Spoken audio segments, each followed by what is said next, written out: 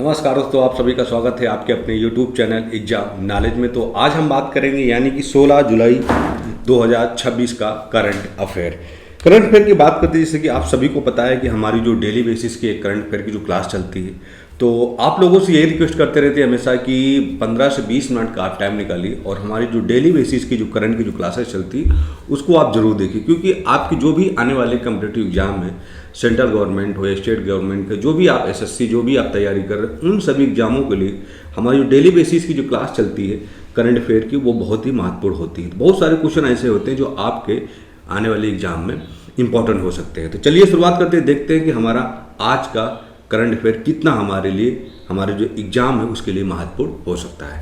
तो शुरुआत करते देखते हैं कि हमारा जो पहला क्वेश्चन है कि हाल ही में गृह मंत्रालय ने MHA ने किस केंद्र शासित प्रदेश के लिए संविधान का जो अनुच्छेद है वो 371 के तहत एक स्वशासन यानी कि सेल्फ गवर्नेंस का एक विशेष मॉडल जो है वो क्या प्रस्तावित किया है।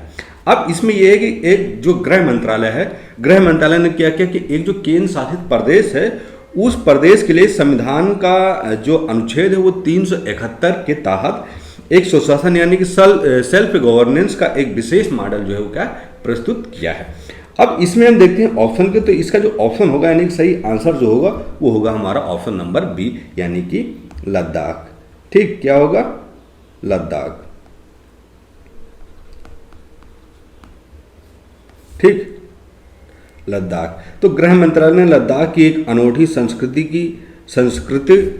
सांस्कृतिक और पहचान और भौगोलिक स्थितियों को ध्यान में रखते हुए अनुच्छेद 371 के तहत एक विशेष प्रशासनिक मॉडल जो है वो क्या प्रस्तुत किया है।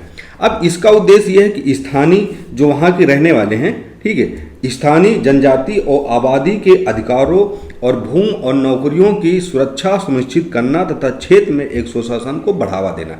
यानी कि जो वहाँ के स्थानीय लोग हैं उन स्थानीय लोगों के लिए एक जो जनजाति आबादी है, उन जनजाति आबादी को अधिकार और भूमि और नौकरियों की सुरक्षा सुनिश्चित करने तथा क्षेत्र में जो स्वशासन यानी कि क्षेत्र में शासन की जो एक क्या है एक बढ़ती वर्चस्व को उसको क्या है वहाँ पर बढ़ावा देना है। तो जो संविधान का अनुच्छेद वो 371 के तहत जो है एक विशेष प्रशासनिक मॉडल जो है वो क्या प्रस्तावित किया गया है।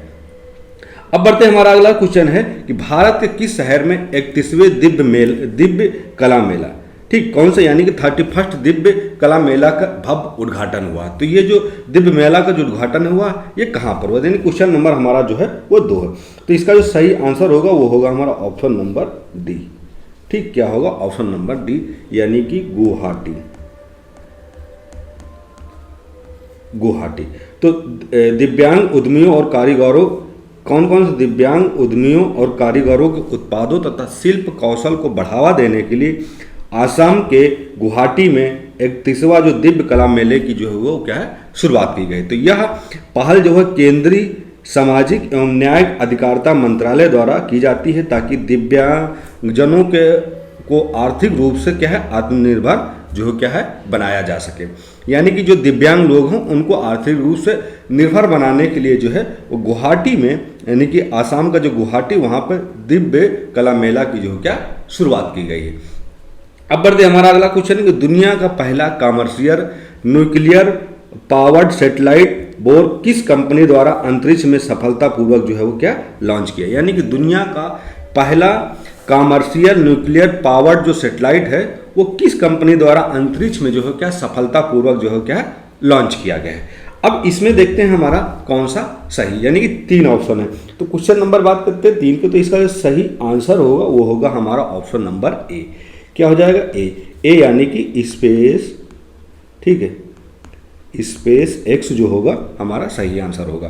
तो एलन मस्क की कंपनी जो है वो स्पेस एक्स ने क्या किया, अंतरिक्ष में अंतरिक्ष विज्ञान में एक नया इतिहास रचते हुए दुनिया का पहला वाणिज्यिक परमाणु ऊर्जा संचालित उपग्रह यानी कि न्यूक्लियर पावर्ड सैटेलाइट जिसका नाम रखा है बोहर, ठीक रखा, उसे ऑर्बिट में स्थापित किया गया है। यह उपग्रह गहरे अंतरिक्ष मिशनों और लंबी अवधि के संचार प्रणालियों में क्रांतिकारी का जो है एक बदलाव देखने को मिलेगा।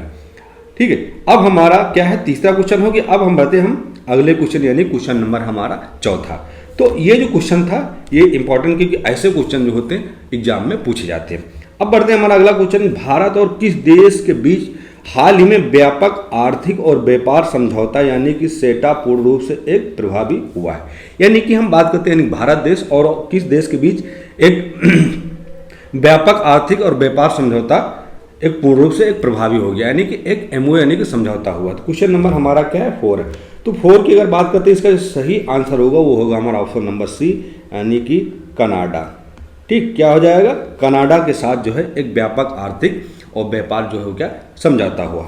अब देखते हैं कि भारत और कनाडा के बीच द्विपक्षीय व्यापार संबंधों को नई ऊंचाइयों पर ले जाने के लिए व्यापक यानी कि आर्थिक और व्यापार समझौता यानी comprehensive economic and trade agreement जो हो गया लागू हो गया। तो इसके तहत दोनों देशों के बीच अधिकांश वस्तुओं पर सीमा शुल्क यानी कि टैरिफ खत्म हो गया या बेहद कम कर दिया जाएगा, जिससे व्यापार को बढ़ावा मिलेगा।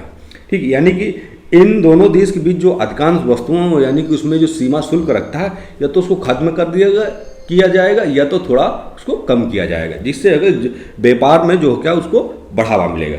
अब बढ़ते हैं, हमारा अगला क्वेश्चन है कि साहित्य जगत के सर्वोच्च सम्मान के 60वें ज्ञानपीठ पुरस्कार यानी कि 16 जनपीठ अवार्ड जो है वो किसे सम्मानित किया गया है। अब ऐसे ही क्वेश्चन होते हैं, इंपॉर्टेंट होते हैं, यानी कि इसमें यह पूछा जा रहा है कि साहित्य जगत के सर्वोच्च सम्मान में 60वां ज्ञानपीठ पुरस्कार किसे सम्मानित किया गया। क्वेश्चन नंबर हमारा क्या है 5 है। 5 की अगर हम बात करते हैं तो इसका जो ऑप्शन होगा वो होगा हमारा ऑप्शन नंबर बी, गुलजार। ठीक,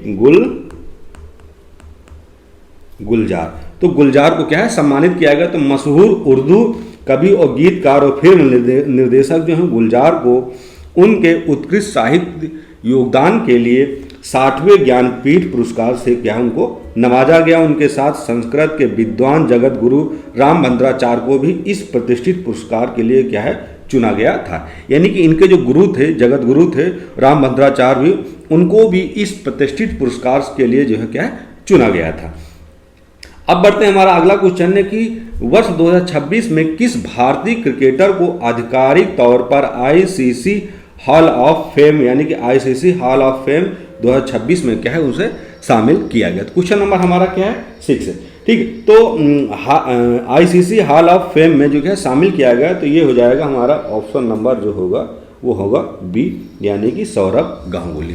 सौरभ गांगुली को क्या है वो शामिल किया गया। तो भारतीय क्रिकेट टीम के पूर्व कप्तान दादा के नाम से मशहूर सौरभ गांगुली को अंतर्राष्ट्रीय क्रिकेट परिषद यानी कि आईसीसी ने क्रिकेट के खेल में उनके असाधारण नेतृत्व और योगदान के लिए प्रतिष्ठित आईसीसी हॉल फेम में जो है क्या इनको शामिल किया गया है। अब बढ़ते हैं, हमारा अगला क्वेश्चन है कि हाल ही में जारी फॉर्चून इंडिया की सबसे शक्तिशाली महिलाएं जो हैं वो मोस्ट पावरफुल वुमेन सूची में किसने शीर्ष स्थान पर जो क्या प्राप्त किया है।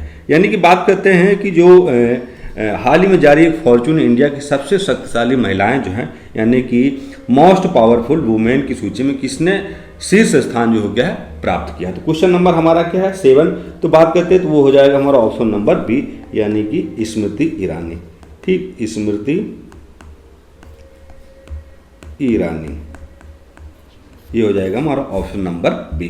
तो फॉर्चून इंडिया वर्ष 2026 की सबसे शक्तिशाली महिलाओं की सूची जारी हुई, जिसमें राजनीति, समाज सेवा और नीति निर्माण क्षेत्र में अपने महत्वपूर्ण प्रभाव के चलते स्मृति ईरानी ने प्रमुख स्थान जो क्या हासिल किया है। अब बढ़ते हैं, हमारा अगला क्वेश्चन कि भारत की दिग्गज टेक्सटाइल कंपनी यानी कि RSWM लिमिटेड ने किस वैश्विक मंच पर अपने प्रसिद्ध सूत्रधार यानी कि सूत्रधार शोकेस का क्या हो गया है एक अनावरण किया है। क्या किया है? अनावरण किया है।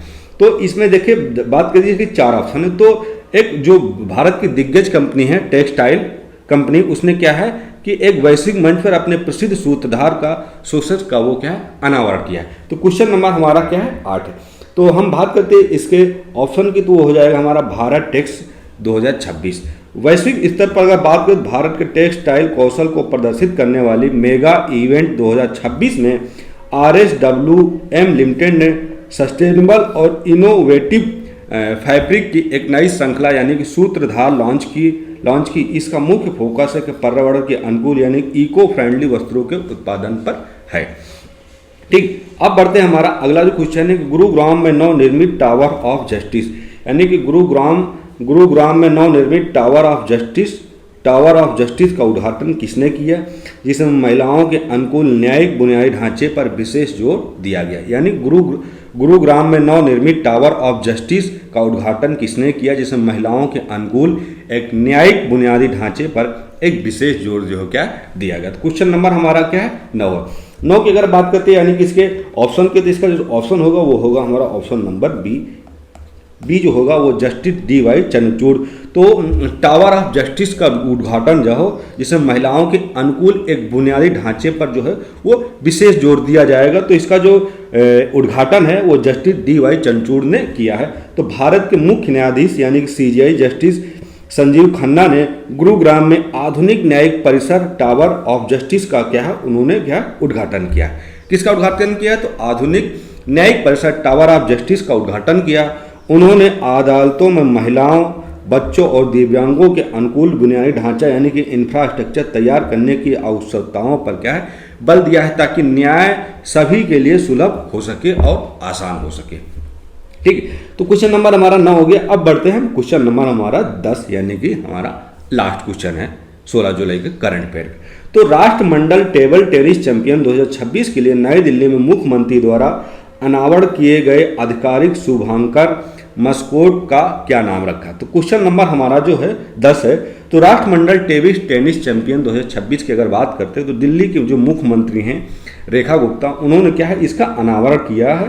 तो आधिकारिक शुभांकर मोस्ट का वो क्या नाम है। तो क्वेश्चन नंबर हम बात करते हैं 10, तो वो हमारा है ऑप्शन नंबर बी यानी कि वीर। ठीक, क्या हो जाएगा वीर। तो आगामी कॉमनवेल्थ टेबल टेनिस चैंपियनशिप 2026 की मेजबानी के लिए दिल्ली की पूरी तरह तैयार है। दिल्ली सरकार ने प्रतियोगिता के आधिकारिक शुभांकर यानी कि मास्कोट के रूप में वीर का अनावरण किया है, जो शक्तिगत और खेल भावना का जो क्या है वो प्रतीक है। ठीक, तो क्वेश्चन हमारा जो 10 था वो भी क्या है कंप्लीट हो गया, यानी कि आज 16 जुलाई 2026 का जो करंट अफेयर क्लास थी वो कंप्लीट हो गई। तो प्लीज़ आप लोगों से रिक्वेस्ट है कि हमारा जो चैनल है उसको आप ज़रूर सब्सक्राइब करिए और जो क्लास है उसको लाइक करिए, अपने दोस्तों को भी शेयर करिए और कमेंट करके बताइए कि हमारी ये क्लासेस कैसे लगी। फिर हम मिलेंगे अगली क्लास के साथ। जय हिंद।